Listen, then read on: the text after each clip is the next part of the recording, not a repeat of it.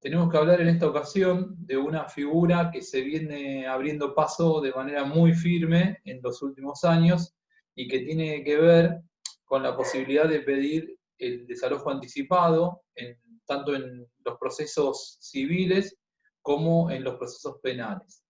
En el ámbito del proceso civil, el artículo, o los artículos, mejor dicho, 676 bis y 676 ter, prevén dos situaciones.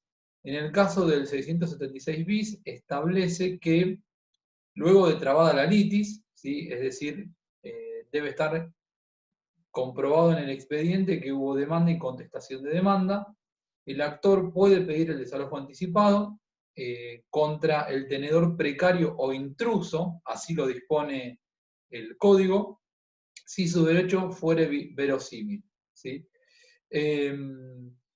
La figura del tenedor precario no tiene una concepción jurídica en el Código Civil y Comercial, ¿sí? Tenedor precario parecería estar aludiendo a quien ha recibido la tenencia por parte del poseedor, pero cuya facultad de usar la cosa ha expirado, ¿sí? Esto puede darse en varias órbitas, puede ser, por ejemplo, en el ámbito de un contrato de comodato, donde, por ejemplo, el comodatario incumplió alguna de las obligaciones asumidas en el contrato y eso habilita al comodante a exigir la restitución. O un locatario, cuando estaba obligado a cumplir alguna de las obligaciones que, de acuerdo a lo pactado con el locador, implicasen la posibilidad de demandar la revocación. Por ejemplo, si se hubiese establecido que anualmente el locatario debía introducir determinadas reformas en el inmueble y que en caso de que no lo hiciera, habilita al locador a demandar la revocación de ese contrato, ¿sí? Bueno, en este supuesto hay otras figuras, perdón, volviendo a la idea del tenedor precario, por ejemplo, cuando un usufructuario extingue por vencimiento del plazo su contrato de usufructo que le daba el derecho real de usufructo, también queda encuadrado dentro de la figura de tenedor precario y quien está obligado a restituir la cosa. ¿Sí? Lo mismo pasaría con otros derechos reales. Cuando cumplido el plazo o acreditada una causal de revocación del contrato, el demandado no procediera a la restitución. Estas serían figuras que encuadran dentro de la idea de tenedor precario. Intruso claramente es aquel que está ocupando el inmueble de manera indebida. Por otro lado, el artículo 676 ter establece que en los casos de contratos de locación, donde se verifica la falta de pago de 2 alquileres consecutivos o vencimiento del plazo de la locación, también faculta al locador, a demandar como medida precautoria el desalojo anticipado, en la medida en que el derecho fuera verosímil. En este supuesto, también debe haberse previamente trabado la litis para que el juez pueda solicitar la medida a petición del actor. En Provincia de Buenos Aires los jueces suelen ser bastante cautelosos con los desalojos anticipados. No se verifican muchos supuestos en los que admitan, ¿sí?, esta medida precautoria. Distinto es lo que pasa en Capital Federal. Los tribunales nacionales en lo civil en los últimos años vienen receptando el pedido de la parte actora, ¿sí? Sobre todo en supuestos donde están en juego contratos de locación en los que se demanda falta de pago de alquileres o vencimiento del plazo, ¿sí? Y en virtud de eso se pide la restitución del inmueble. Cuando en la contestación de la demanda el accionado no es lo suficientemente claro en la manera en que asume su postura en el proceso, los jueces suelen acceder a la petición del actor, ¿sí? Por ejemplo, si se ha demandado el desalojo por falta de pago de 2 meses seguidos, si el demandado no acompaña los recibos de alquileres que documentan el pago y solo invocan una recepción de tipo verbal por parte del, o una prueba mediante testigos, ¿sí? Los jueces suelen acoger el pedido de desalojo anticipado del actor. Ahora bien, sí tengamos presente que nos encontremos frente a un tenedor precario, un intruso o un locatario que ha dejado de pagar 2 meses seguidos de alquiler o cuyo contrato venció, en cualquiera de estos dos supuestos tiene que haberse primero trabado la lid, ¿sí? Sin estos dos recaudos no es procedente el desalojo anticipado. El artículo 676, en su cuarta parte, establece que en los juicios de desalojo donde estén en juego la ley de locaciones urbanas, deberá estarse a las normas procesales previstas en esa ley. Bueno, como ustedes saben, la ley de locaciones urbanas fue derogada, la ley 23.091 fue derogada en el año 2015 con la entrada en vigencia del nuevo Código Civil y Comercial, ¿sí? Y las previsiones de esa ley fueron incorporadas al Código con las modificaciones que ha traído el Código, ¿no? Particularmente, cuando esta norma procesal hace alusión a la ley de locaciones urbanas, debemos entenderla vinculada ahora al nuevo Código. En este contexto, el artículo 1222 del nuevo Código establece que cuando se trata de un inmueble con destino habitacional, ¿sí? Esto es importante porque solamente cuando se cumple este recaudo de que es un inmueble con destino de vivienda, ¿sí? Y el inquilino ha incumplido el pago de 2 meses consecutivos de alquileres, previo a instar la demanda de desalojo, el locador debe intimar por medio fehaciente al demandado, al inquilino, a que cancele o pague estos alquileres adeudados, ¿sí? Dándole por lo menos un plazo no menor de 10 días para el pago. Es decir, que en este caso, esta norma del Código Civil y Comercial juega, ¿sí?, como un requisito previo que debe cumplir el locador antes de poder proseguir con el juicio de desalojo. Darle este plazo de no menos de 10 días para que satisfaga los alquileres adeudados. Recién, luego de transcurrido el plazo y no habiéndose verificado el pago, queda habilitado para proceder con la demanda.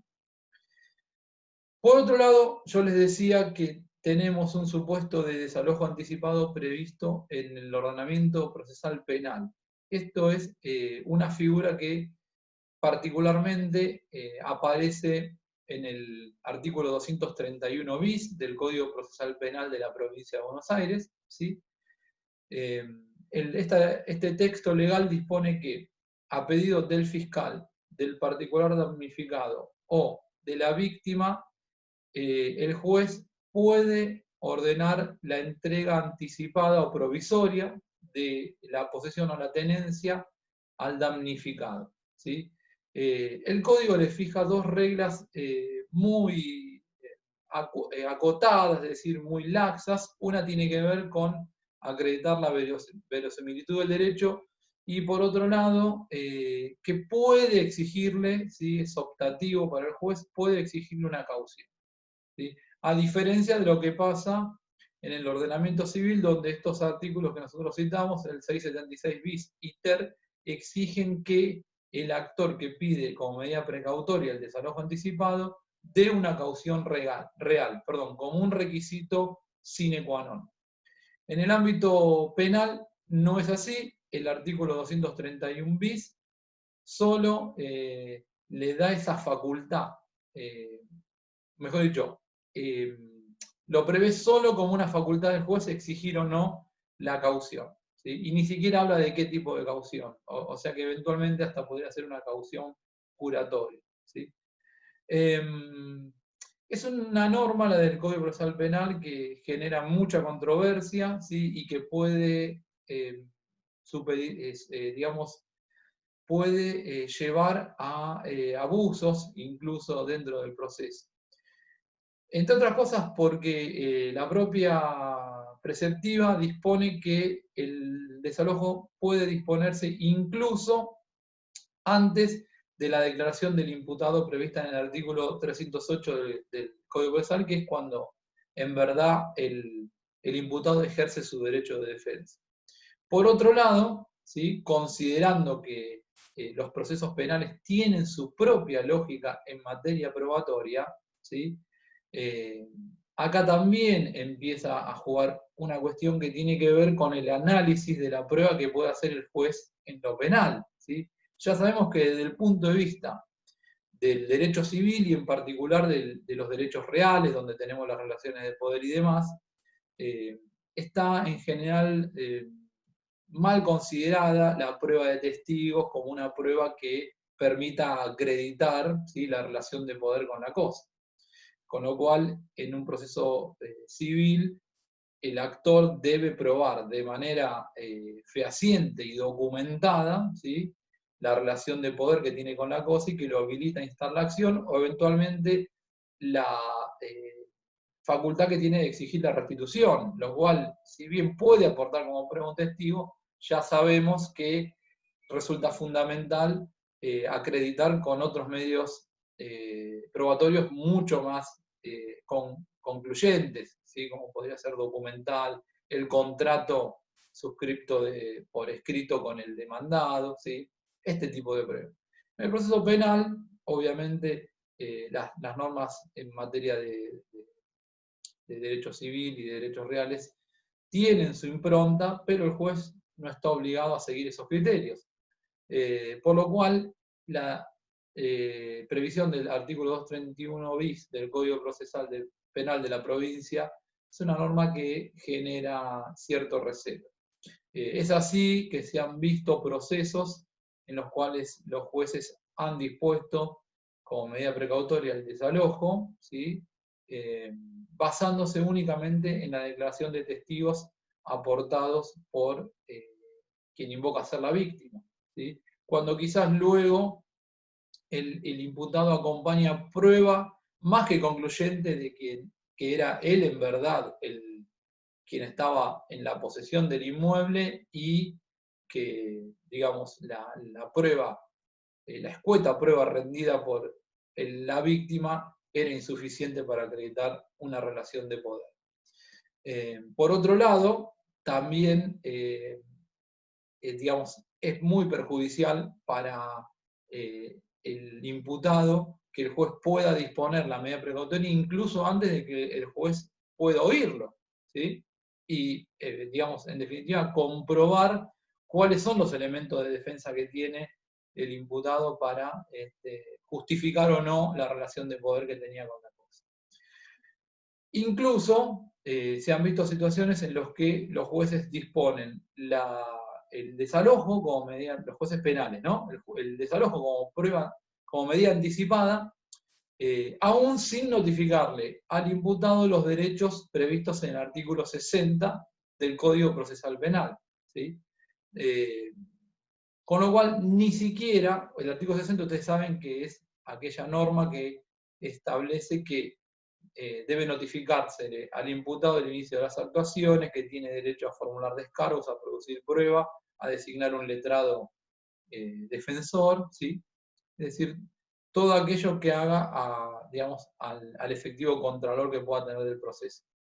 Bueno, se han visto supuestos en los que incluso los jueces penales han ordenado como medida precautoria el desalojo anticipado, incluso sin notificarle los derechos del artículo 60 del Código Procesal Penal al imputado, ¿sí? Lo cual agrava aún más la situación del imputado en el proceso, ¿sí? E incluso si el imputado después lograse probar que él era quien efectivamente tenía la relación de poder con la cosa, hasta podría pensarse en supuestos de responsabilidad institucional y responsabilidad civil, ¿sí?, por los daños de parte del juez y del Estado, ¿sí?, como órgano digamos, que opera en la órbita penal, ¿sí?, frente al damnificado, perdón, frente al imputado damnificado por haberlo privado, ¿sí?, de la relación de poder con la cosa de manera indebida o injustificada. Bueno, con esto cerramos esta parte de la capacitación.